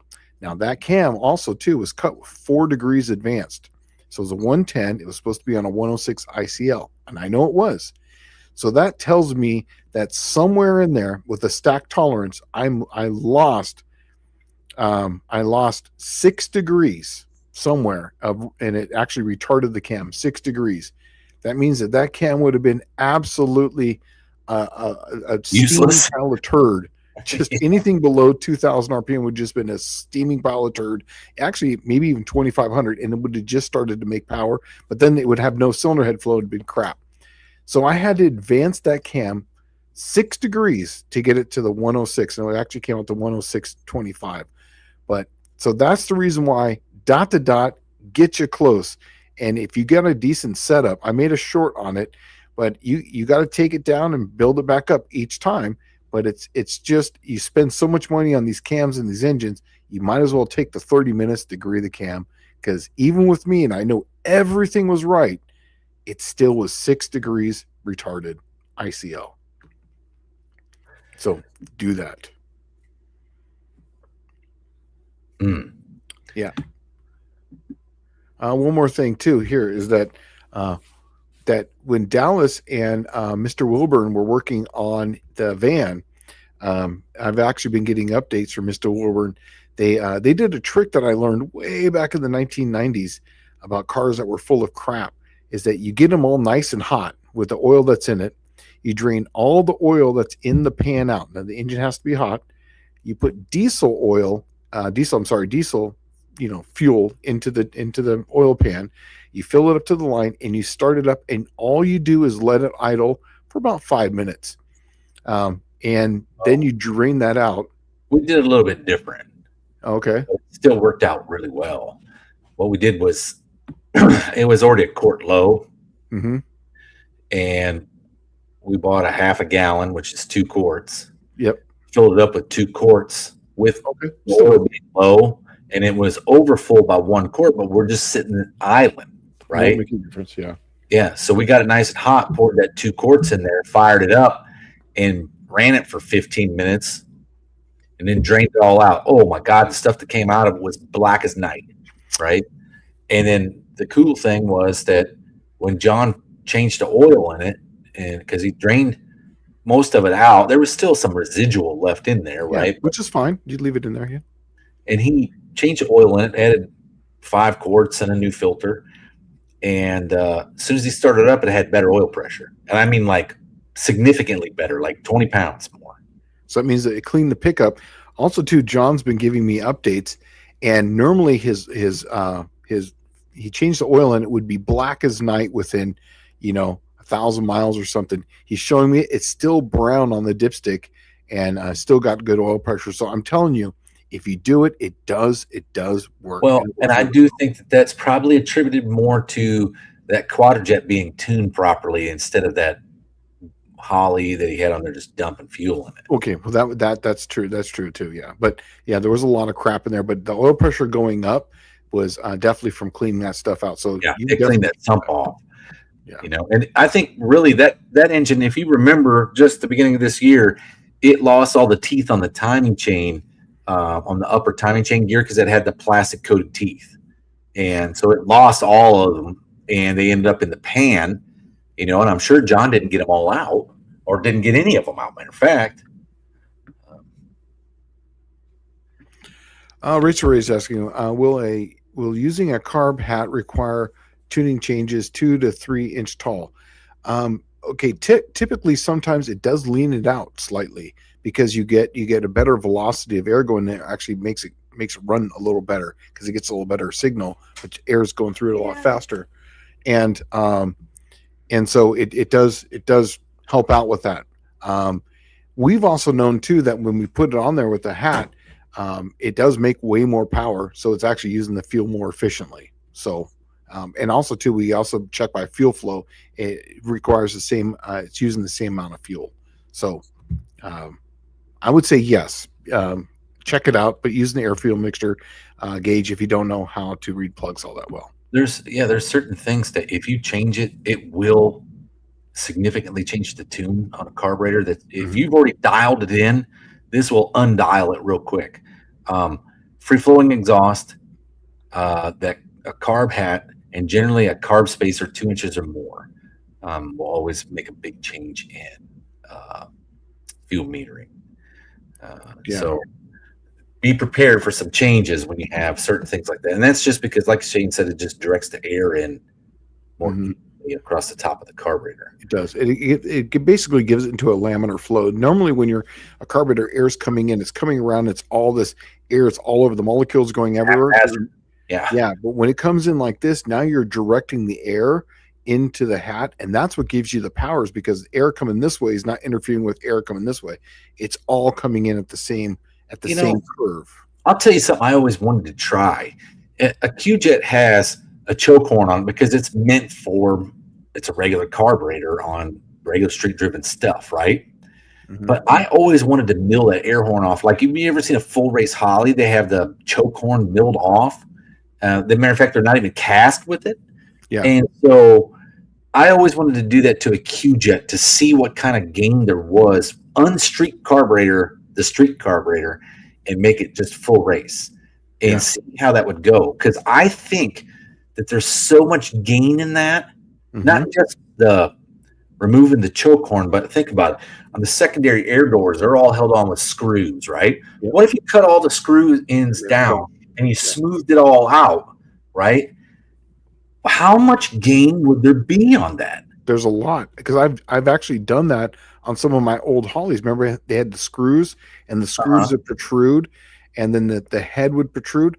I ground those all down, and the carburetor just kept working better and better and better. The only guy I've ever seen run a Quadrajet had one of these little Holly.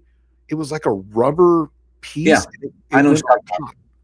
And He that, put it on there and it straightened it out. yes, and it straightened out the airflow and everything. In fact, it made a big difference. He was the only guy that he moved away before I could learn anything about the Q-Jet, but he had one on there, and he swore by it that it fixed everything. I have one of those 2-inch tall Offenhauser Q-Jet spacers. It's 4 holes all the way down 2 inches. And what I was looking at doing was hog that out and make it like a tapered spacer. Like, you remember how we were talking about, you flip the tapered spacer over and voila, you get the magic. I was thinking about doing that to that Offenhauser and then just make it fully tapered and big flow, right? That's what I was kind of thinking. So, Indecisive Garage asking, what's your opinion on 6-piston front brakes for a drag truck with a 4-piston rears, 2614, 41 by 2 by 15 front tires? Here's the thing. I actually have 6-piston calipers on my 68 Dart. Now on the Cookie Monster, I only need 4s up front, and I do have 4s in the rear, just because I can change it with the bias. But it really comes down to how often you're going to be using this. If it's a drag truck, you really don't need it. I'm just being honest with you. You don't, because it's not going to have heat in it. It's going to be used. It's going to get hot, and then you're going to stop. And so that's the reason why I went with the 4-piston up front. On my road race car, however, I use the 6-piston calipers because it's going to make heat. It's going to come off. It's going to make heat. It's always going to be applied, and that way it can dissipate the heat, and it puts a more even pressure on the pads on the rotor, so that way you don't get hot spots and it doesn't want to pull in as it's going this direction. I don't think you really need it. That's just my opinion. I think the 4s would be just fine. you're asking the wrong guy. I'm the dude that puts drum brakes on stuff, right? Like, so at drag racing, the lightest brake that you can get to stop the vehicle at the speed it's running. On your truck's got to weigh 4,100 pounds, I'm assuming. So you might need that kind of stopping power, but I would say I would try it to find. But what kind of speed is he running? That's what I'm. I don't know. It's not too different than what you and I would have ran in like 28.10.5. I think it's no faster than like 640s. Well, that's. And Verona was a really technical track as far as stopping. You got a 3,100 pound truck, right? Or 3,100. You got a 4,100 pound truck. That's what I'm assuming that thing probably weighs, because I remember that 5.4 modular with a supercharger on it, because that's a Eaton M110 or something. Mm-hmm. It's big. It's bigger than the 90 that was on the Super Coupes. It's considerably bigger. It's almost twice the size. He might need it, but I just don't think it's. I don't know. I don't think it's necessary. I think you're overbreaking it. Yes, I agree, 100%. And you're spending a lot of money on things that are unnecessary, and it's extra weight that you're taking down the track that you don't necessarily need. Yeah, I would try to find the lightest brake that you could run on that truck.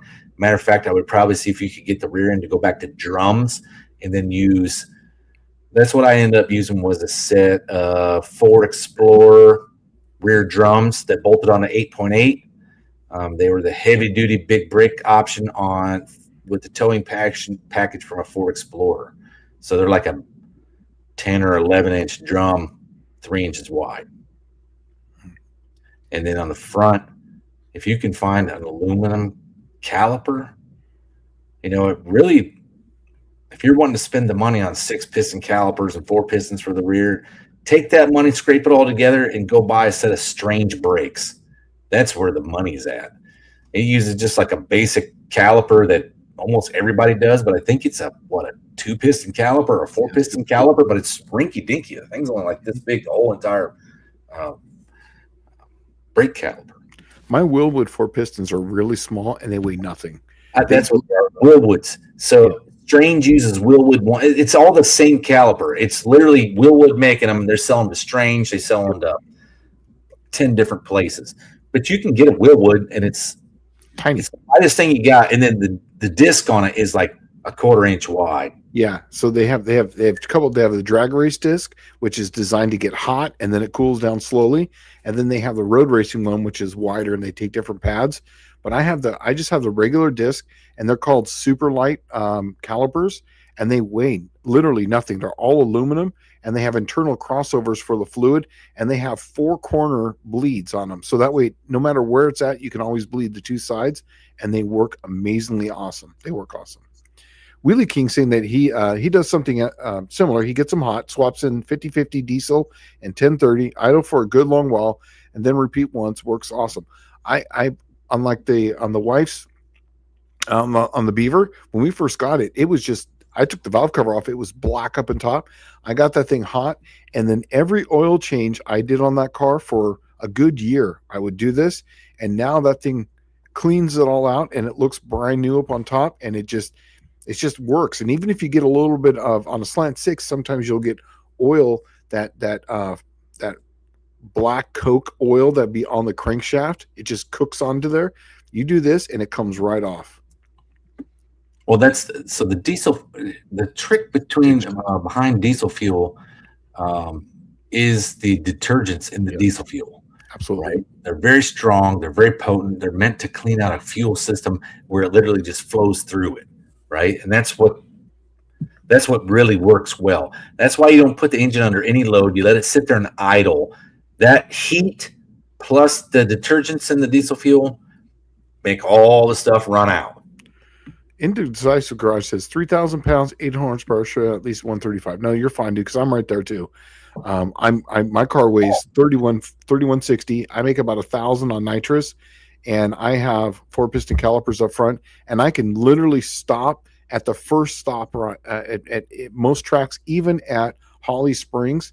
I can stop before the uphill and turn around, and it don't even hurt the brakes. Well, you can get away with a very minimal brake on that 3,000 pounds then too. Yes. Yeah. The other thing he's chimed in down here is he got these kits complete front and rear for $850. Before you spend 1 second putting them on, go out and weigh it all. Buy a good kitchen scale, go weigh each individual component and compare it to what you already have, because you may be adding weight and no gain. Yeah. That's what I was getting at. Is like, the lighter the truck is, if it's 3,000 pounds, unsprung, that's the brake you need. Weight. Yeah. And that's unsprung weight, and that works in your favor by a lot, because that's unsprung weight is a lot harder to control. So if you have much more weight there, and especially when the car comes up and comes back down, all that unsprung weight is that's going to have inertia, and that's going to be on the tire only. Not, it's going to help pull the car down, but when it hits, it's going to be on the tire, not on the part of the suspension. So it does. Maybe that's something we should talk about, Shane, because in this case, this sounds like a really good deal for him, right? Like, oh man, he's going to have some really kick-ass brakes. But in reality, is the juice worth the squeeze? It's not. And it's probably not. I bet you the stuff that he has on there now is probably the lightest components he's going to get. If they make an aluminum caliper with this, that's a bolt-on deal for him that came off of like a commercial truck or van or something of that nature, that's going to be the ticket, right? But this is the things that no one talks about when they start talking race parts. That's why I like dabbling in stuff that has no following. You can't open a book up and buy parts for it that specifically bolt on. You have to make whatever you want. So that means you got to do all the research for it.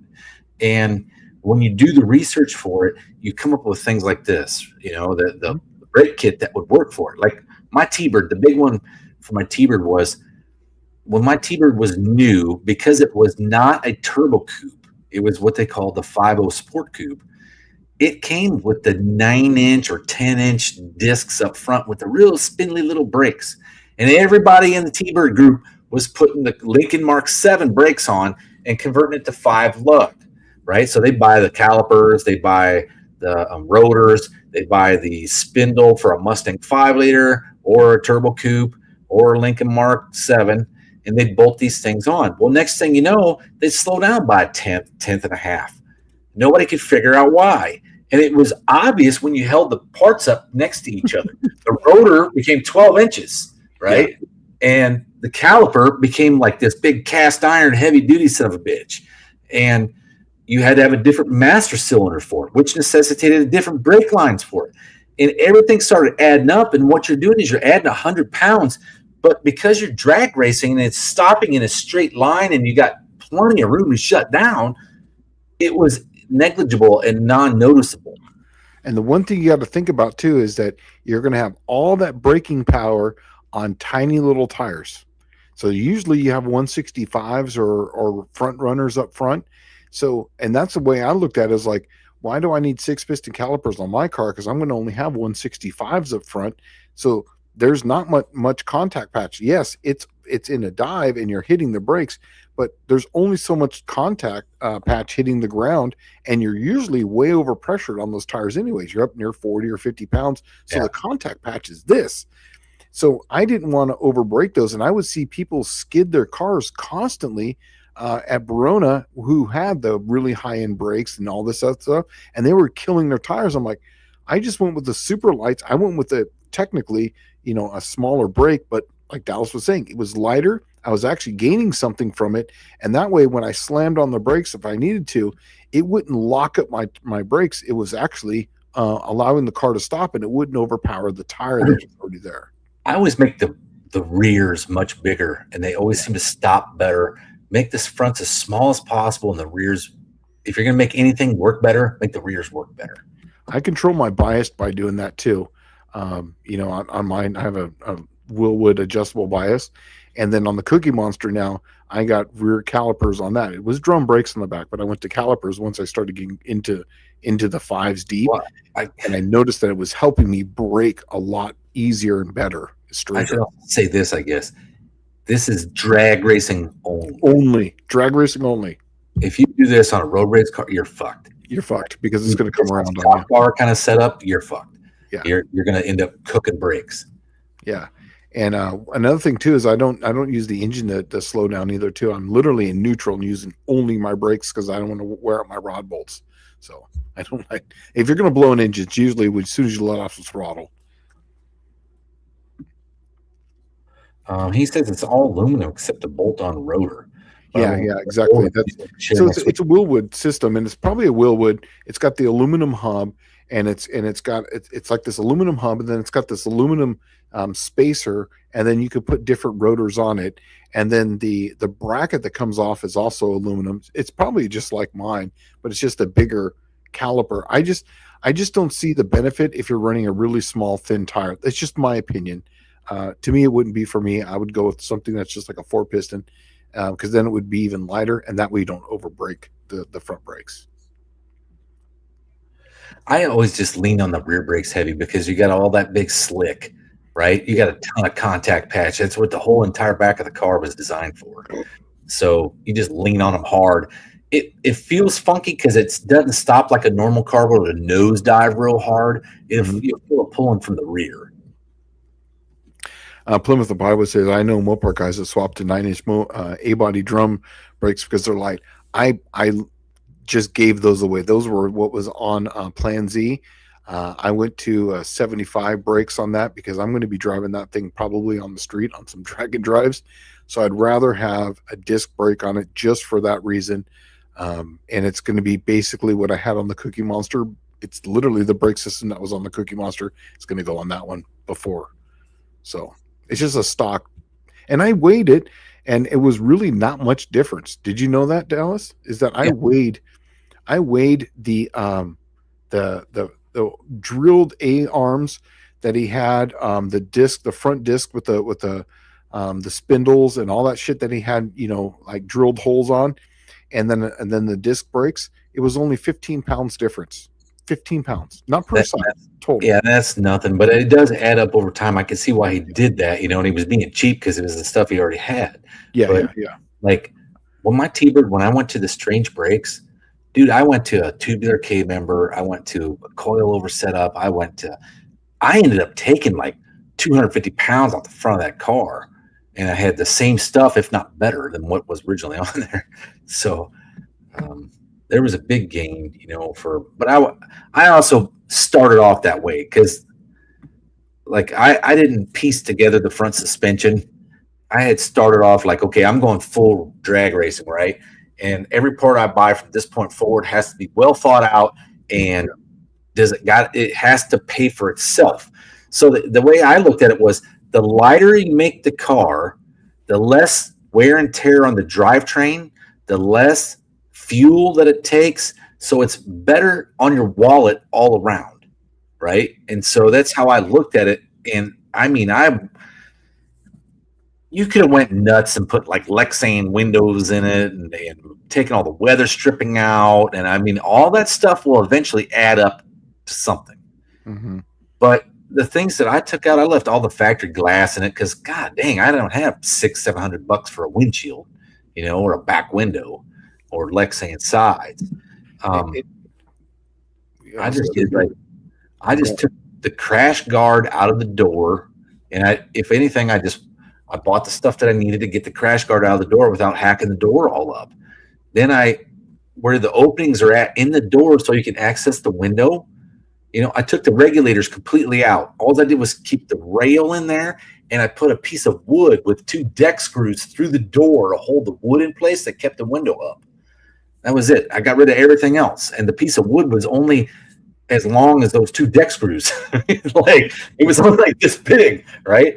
So everything that you did, you have to think about where you're taking the weight out and what is the whole purpose, right? And so I connected all the openings in the doors to where it made it simple and easy.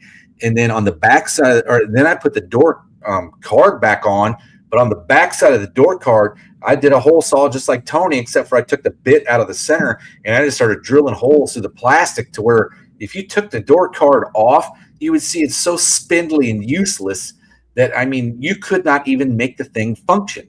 If you tried to close the door with it one time, it'd probably come off. Yeah. One more thing, too, is if you're going to go from drum to disc, here's one more thing.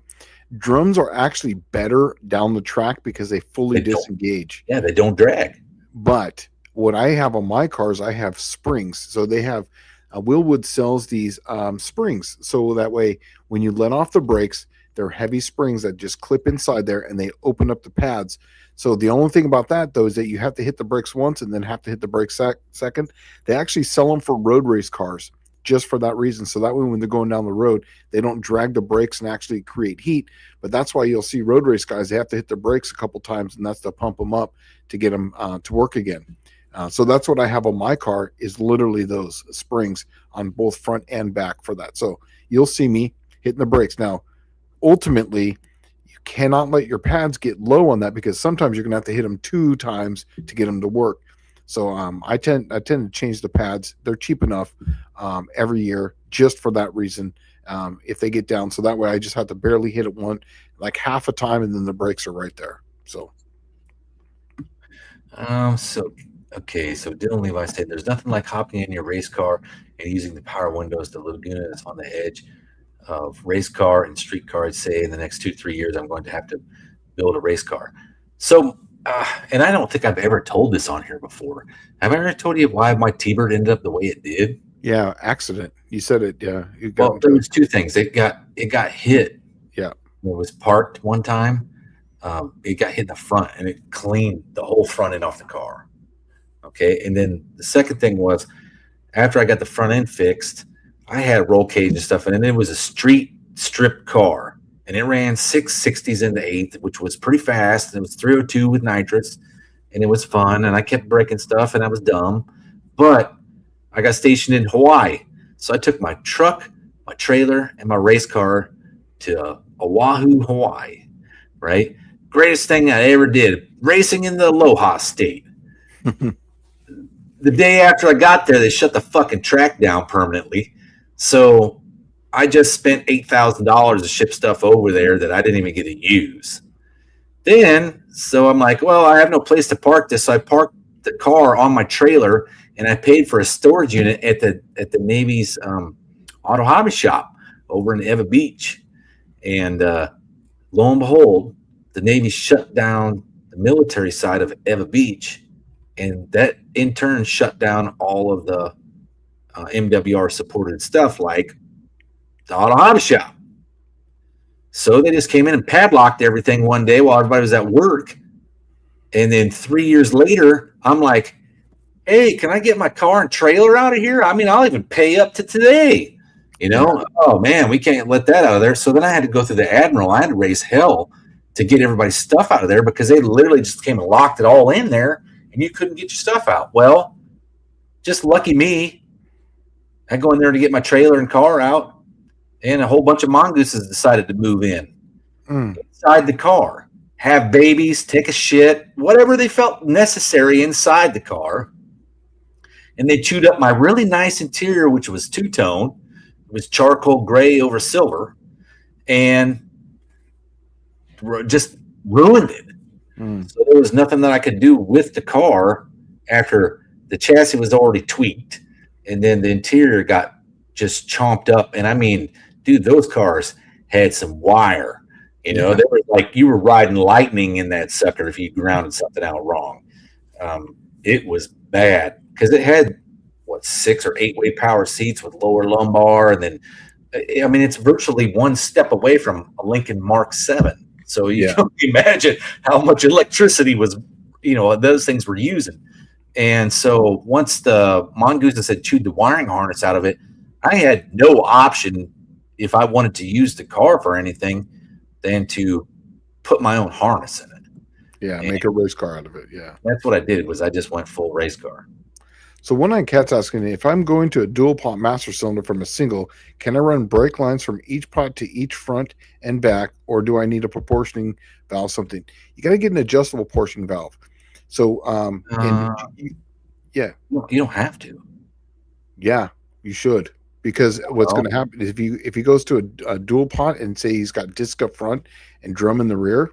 Well, that's what I was just going to clarify, is that if he has drum, oh, then you're fine. Front, drum rear. If you get a dual pot master cylinder that's meant for drum, you don't have to do anything. You're fine. Yeah. But if it's disc drum, then yes, get an adjustable on there because the rear is going to lock up way before the fronts actually start applying. And then you just run that. And then I do that on my cars for the simple reason that way I can put a line lock on it. And it doesn't mess up the rear at all. And I'll usually get rid of it. All right, so I scrolled down here. Yep. And he's at 848. He says, I went to disc front and single pot, not have line pressure or volume. I push right through them. So it's got discs up front. So you are going to need a proportioning valve, and you probably want to use the dual pot master cylinder from I would say probably like a Plymouth Valari or a later Dart, like 74 Dart. Yeah, get a 70. What I normally do is I put a 75 Dart on them, and then the master cylinder, they're like $70 or $80. But be careful, I had 3 in a row. I had 2 in a row that failed. The third one, I just decided not to do it. But if you get one of those, and then on those, the closest one to the firewall is the front brakes. Well, the farthest one away is the rear, and they actually say F and R on that just for that, and they're actually funky lines. One is the 1/2 inch, and the other one is 9/16. The 9/16 is the hardest one to find, and now Strange does make an adapter for that, and that's the reason why I didn't make it to 2024 with the Cookie Monster, was for that exact reason, is that they used to have 1/2 inch, but it went to 1/2 inch 9/16, and I didn't have an adapter for that. There's only one company for it, and Strange makes it. So I'll jump to down here. One on Cat says I went from drum to disc drum. Okay, there's another thing that you need to look at as well. If it was a single pot drum setup and it was manual, you need to look at the pedal ratio. You may not have enough pedal ratio to make all of this work properly. On So Chrysler, it's the same. they're all the same. Yeah, the pedals are all the same. They just changed the rod, Uh-huh. but where the hole went in was exactly the same. Chrysler just did it by diameter on the Master cylinder. on the master. Okay. Yeah. That's one thing you need to do is the Nelsons just did it. Calvin Nelson just did a video that came out a couple of days ago about the Hot B setup, but he was talking about the brakes, and he actually gave the mathematical formula to determine what brakes or how you want to set your brakes up. So you need to run on over there, find out what the piston size is in your master cylinder, and you need to figure out what's the volume in your system. And then you can come up with how much pedal you need or what size master cylinder you need. And that way it's got to be properly sized for it to work. It's simple hydraulics mathematics is what, if you've ever been in engineering school, it's literally it's 101. That's why when I do all these hydraulics, how much pressure is on a hydraulic lifter at so many psi, that's literally what it is, pounds per square inch, and you're just calculating volume and moving. It's just, yeah, but I'm glad he gives it to people because a lot of people just can't see that. But yeah, that's Chrysler does it. They all have the same bolt hole, literally, so it doesn't matter. They're all in the same spot. At least the ones that there could be this one anomaly, and someone goes, well, there's one year that on average, they're all in the same spot, and they just did it by diameter size on the master cylinders, what I've seen. Plymouth on Plywood said that Mongoose had a soup kitchen in your car. That's rough. Yeah, and that's exactly what happened was Mike and boys, a jar of old mustard, and a pissed off poodle. Yep. So ruined my interior. Yeah. So John Wilburn saying Andrews Nelson Tom the calculation for master cylinder. Yeah, it's really simple. It's not that bad if you know to do math. It's really simple.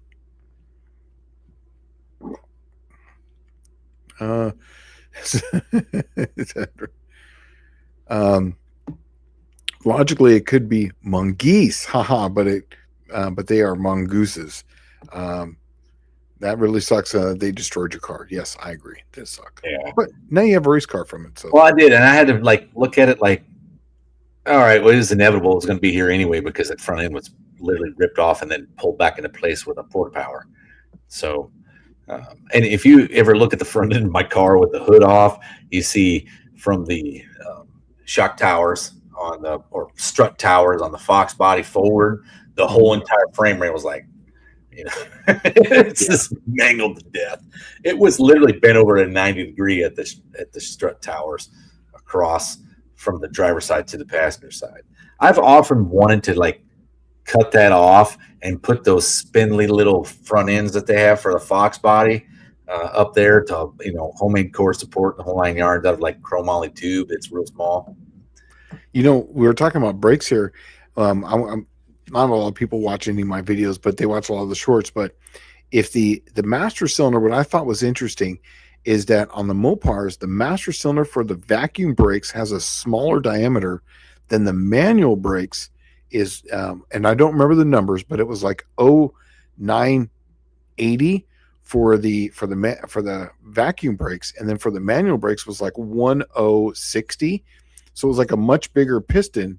And I was thinking to myself, when this whole thing master cylinder debacle happened, I was like, you know what? I did the math on it. And I figured out that the vacuum brakes would actually give me a better feel and a better apply for something so it would take less pressure on my foot. I did all the math, but it would be easier for me to use those brakes when I had the clutch. Now, I personally like a firm brake feel because I grew up driving manual brakes. It's all I've ever known.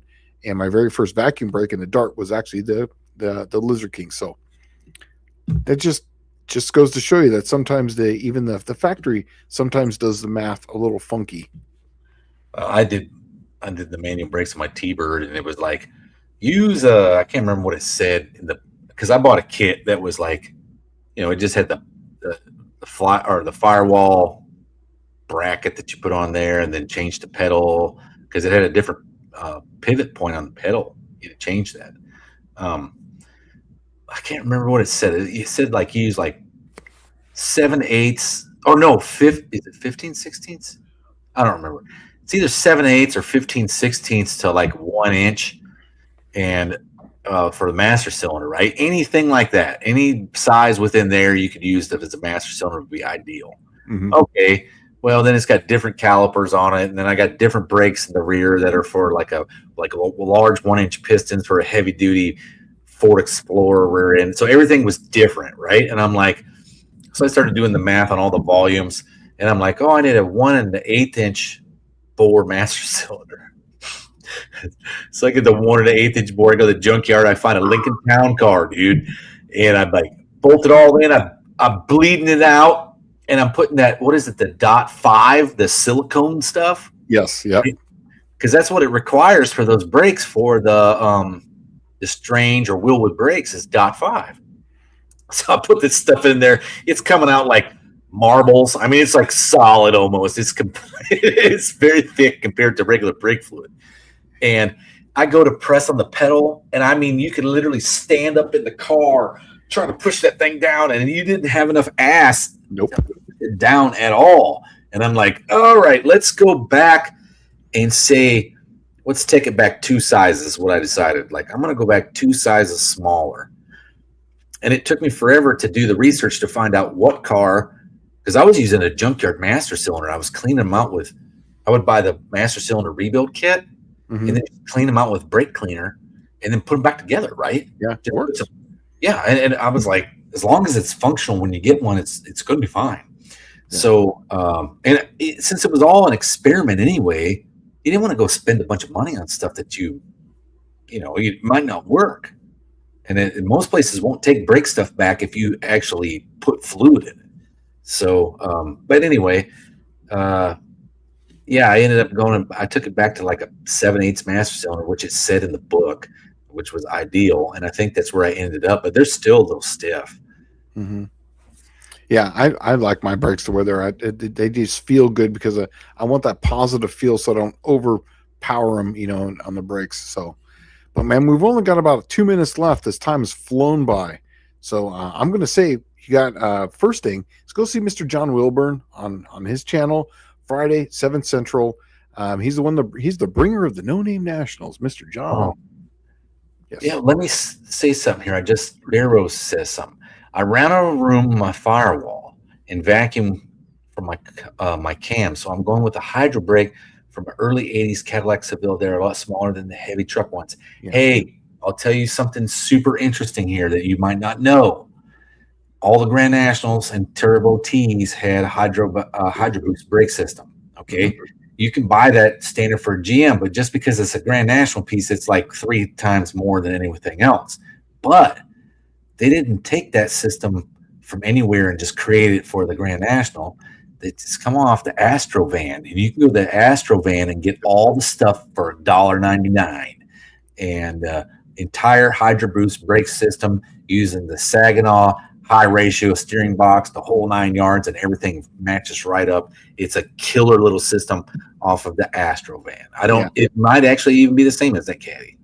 Yeah, and that's funny you say that, because that's what a lot of people were doing when I was in California, is they would get off the Astrovans because it works really good. Yeah, they work great. I mean, they're so adaptable, and they're made to be on the G body, and they ended up carrying it over to the Astrovan because it was so simple. And their master cylinder was turned 90 degrees, so they had some kind of weird, funky mechanical thing going on. Yeah. So you got any new videos coming out? You got anything coming up? I don't. I suck. I've actually been, like I said, I've been working on this Roadmaster. I haven't made any new videos. I do need to have Clint will be coming over soon, and we'll be doing break-in on his Long Rod 300, the Wilder Cat 355. And I also have a 455 Buick I got to break in, that's stage 1. And I have to finish the intake manifold on the What If 300, and I will be breaking that in. I got a video coming out every Saturday right now with my weekly progress until this T5's in, and I've stayed up on making the shorts. I've only missed 2 days, in the month and a half that we've been doing it, and those were recently. But with that, you guys have a great week, and we'll see you guys next week, man. And we'll have more information about the Dyno Day next week as we're getting closer to that, and we'll tell everyone the ins and the outs and what to expect and where to go for that. So with that, you guys take it easy. You guys have a great week. We'll see you guys next time. See you later.